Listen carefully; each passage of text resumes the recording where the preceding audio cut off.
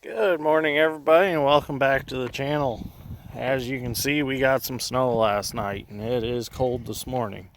So we're going to work in the shop and see if it warms up a little bit. So we got Dad Strengths in there painting. He's painting in the new addition. I've got some wiring to run, so I'm gonna do a little wiring, and we'll do a little video of wiring up some receptacles. And hopefully maybe this afternoon the parts for the MC will come. So, or wait, it's only Wednesday, I think. Yeah, they're not supposed to be here till Thursday or Friday. So we'll see. Maybe they'll show up early. We'll see. So I'm going to grab my phone mount out of the truck, and we'll get in the shop and do some wiring. So as you can see, Dad and Dad's Strength have it mostly painted. They're on their second coat. Looks shirts and all covered in paint.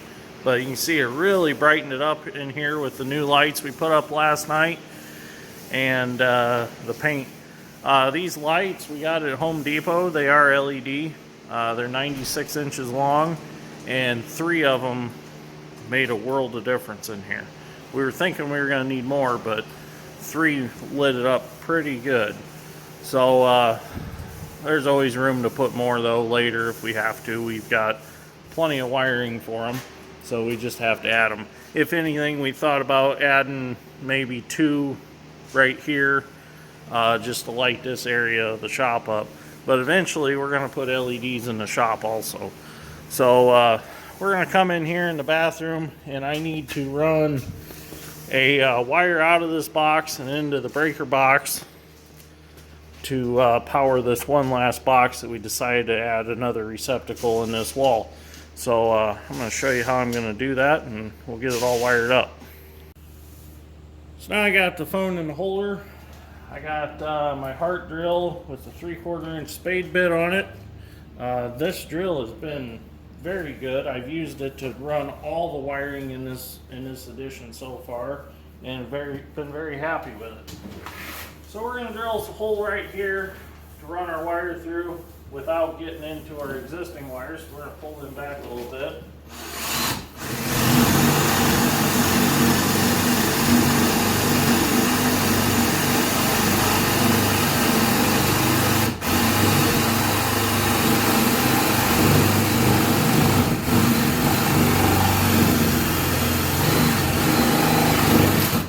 I want to be careful not to hit them. I didn't hit them. Everything's good.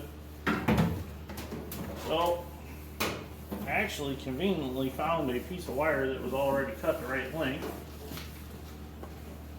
Oh, I did nick that one just a little bit, but I didn't hurt it, so it's okay.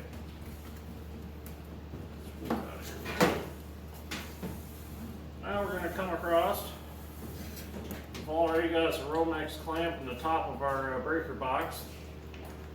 Just going to run that wire down. Gotta be careful because the paint on the wall is still wet.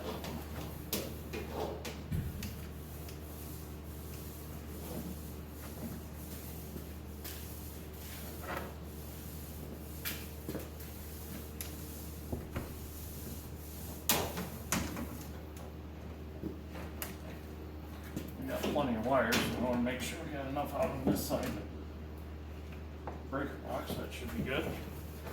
Now, I always come in on this side of the stud.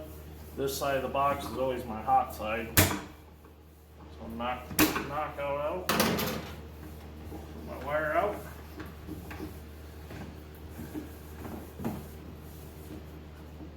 And there we go. Just gotta get some staples and nail that so it stays where I want it. And we've got our wire in.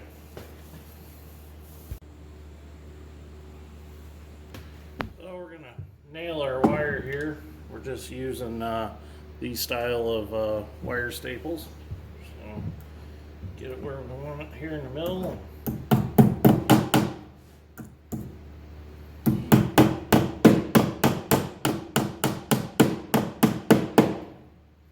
Put one here.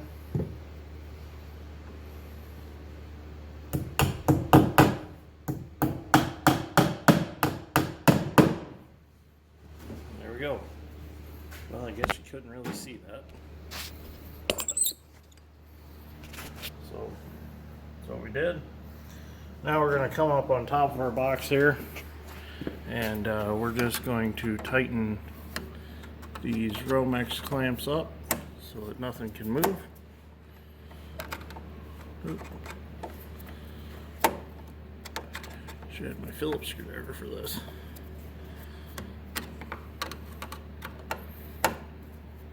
There we go. You don't want them too extremely tight, but you want them to hold the wire.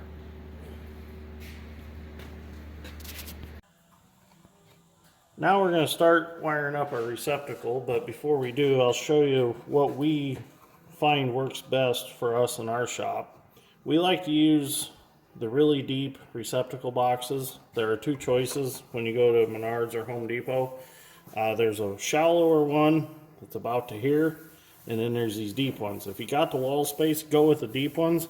That way you can leave plenty of wire in here if you ever want to replace something or add something. You've got plenty of room in this box if you would like to use it for a junction box or something like that. So it's one little tip. We use all 20 amp receptacles in the shop. We anything that's wired to a receptacle is we use 12-2 wire. All of our lights and stuff like that are run off of 14-2, but we run the heavier wire, the 12-2, for the receptacles and the 20 amp receptacles.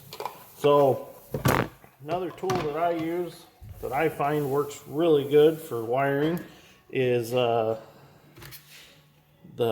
Alittle little ripper stripper. This thing is cool, and I'll show you how it works. I'd never used one of these before, and I seen one day, so I decided to pick it up. And first of all, what you need to do to strip your coating off is there's this little knife inside of here. You just get it hooked in that coating, and you push it. Well, it got caught in paper. Oh. Well, that wasn't a very good demonstration. You get caught. So you just push it on there, put it all the way to the top. Sometimes that paper inside gets caught on it. And it gives you your stripped wire. And I just reach in there and I nip that extra coating off. Now, these wires are actually a hair too long. It was just a length of wire that I had. So I like a good trick is I come out this far just with my hand and then cut them off right there. And that seems to give me plenty of wire to work with. So now, with the little ripper stripper, this is your wire stripper. What I do is I run it through, bring it through just past on this side, just like that. Go around it a little bit and pop it off. Bring it through, turn it a little bit and pop it right off. And then you can come back, it's got the holes on the sides, put it through the little hole, bring it out a little bit, and then just roll it. And it gives you a nice eye on your wire, or a hook to put in your receptacle.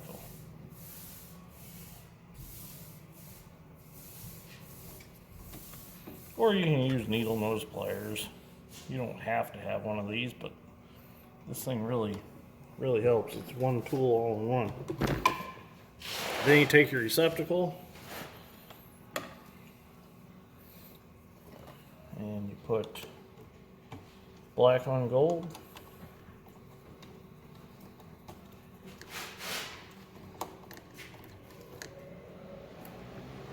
Just like so. And as you tighten it, you want to draw the wire around the screw. Get it good and tight. And then we'll put silver, white on silver. Tighten it up.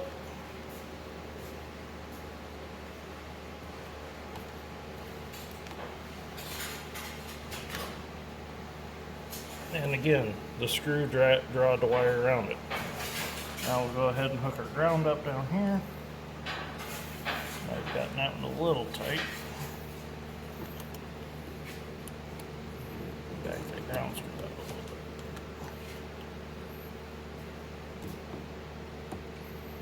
Now what I like to do, sometimes I like to just squeeze this a little bit, like that.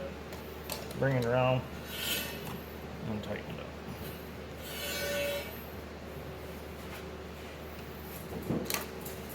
So now we're ready to put this back in the box. So what I do is make a Z shape out of my wire with my fingers. And then as that goes in, it all folds up real nice. And plus, with that box being extra deep, there's plenty of room for all of it. Get our screws started here.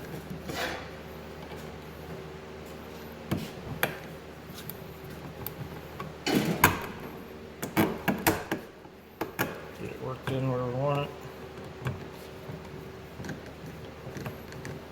Trying not to touch the wall because the paint is up here.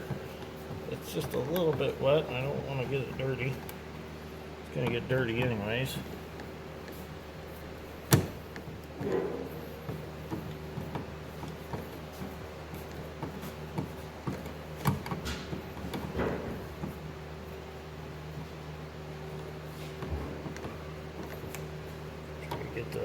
Try to get the receptacle as straight as we can with the world. That looks good. Now we got our cover.